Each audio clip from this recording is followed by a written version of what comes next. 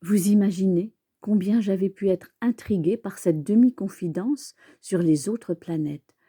Je m'efforçais donc d'en savoir plus long. D'où viens-tu, mon petit bonhomme? Où est-ce chez toi? Où veux-tu emporter mon mouton? Il me répondit après un silence méditatif. Ce qui est bien avec la caisse que tu m'as donnée, c'est que la nuit, ça lui servira de maison. Bien sûr. Et si tu es gentil, je te donnerai aussi une corde pour l'attacher pendant le jour, et un piquet. La proposition parut choquer le petit prince. L'attacher? Quelle drôle d'idée! Mais si tu ne l'attaches pas, il ira n'importe où, et il se perdra. Et mon ami eut un nouvel éclat de rire. Mais où veux-tu qu'il aille? N'importe où, droit devant lui.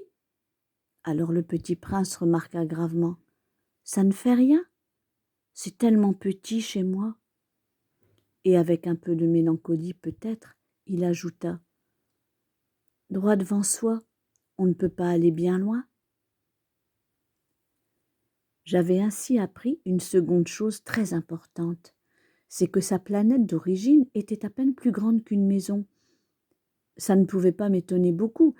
Je savais bien qu'en dehors des grosses planètes comme la Terre, Jupiter, Mars, Vénus, auxquelles on a donné des noms, il y en a des centaines d'autres qui sont quelquefois si petites qu'on a beaucoup de mal à les apercevoir au télescope.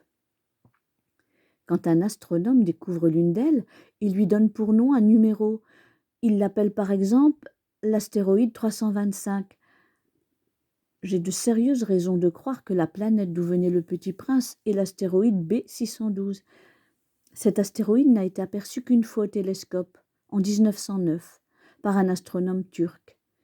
Il avait fait alors une grande démonstration de sa découverte à un congrès international d'astronomie.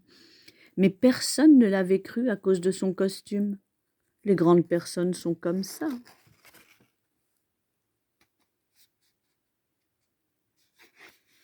Heureusement, pour la réputation de l'astéroïde B612, un dictateur turc imposa à son peuple, sous peine de mort, de s'habiller à l'européenne. L'astronome refit sa démonstration en 1920 dans un habit très élégant. Et cette fois-ci, tout le monde fut de son avis. Si je vous ai raconté ces détails sur l'astéroïde B612, et si je vous ai confié son numéro, c'est à cause des grandes personnes. Les grandes personnes aiment les chiffres. Quand vous leur parlez d'un nouvel ami, elles ne vous questionnent jamais sur l'essentiel, elles ne vous disent jamais quel est le son de sa voix, quels sont les jeux qu'il préfère, est-ce qu'il collectionne les papillons. Elles vous demandent quel âge a-t-il, combien a-t-il de frères, combien pèse-t-il, combien gagne son père. Alors seulement, elles croient le connaître.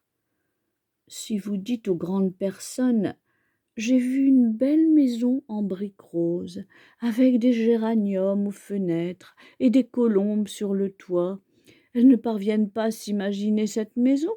Il faut leur dire « J'ai vu une maison de 100 000 francs ». Alors elles s'écrient « Ah, comme c'est joli !» Ainsi, si vous leur dites « La preuve que le petit prince a existé, c'est qu'il était ravissant, qu'il riait et qu'il voulait un mouton. Quand on veut un mouton, c'est la preuve qu'on existe. » Elles hausseront les épaules et vous traiteront d'enfant. Mais si vous leur dites « La planète d'où il venait était l'astéroïde B612 », alors elles seront convaincues et elles vous laisseront tranquille avec leurs questions. Elles sont comme ça. Il ne faut pas leur en vouloir. Les enfants doivent être très indulgents envers les grandes personnes. Mais bien sûr, nous qui comprenons la vie, nous nous moquons bien des numéros. J'aurais aimé commencer cette histoire à la façon des contes de fées. J'aurais aimé dire « Il était une fois un petit prince qui habitait une planète à peine plus grande que lui et qui avait besoin d'un ami. » Pour ceux qui comprennent la vie, ça aurait eu l'air beaucoup plus vrai. Car je n'aime pas qu'on lise mon livre à la légère. J'éprouve tant de chagrin à raconter ses souvenirs. Il y a 6 ans déjà que mon ami s'en est allé avec son mouton. Si j'essaie ici de le décrire, c'est afin de ne pas l'oublier. C'est triste d'oublier un ami. Tout le monde n'a pas eu un ami. Et je puis devenir comme les grandes personnes qui ne s'intéressent plus qu'aux chiffres.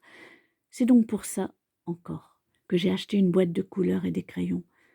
C'est dur de se remettre au dessin à mon âge, quand on n'a jamais fait d'autres tentatives que celle d'un boa fermé et celle d'un boa ouvert à l'âge de 6 ans.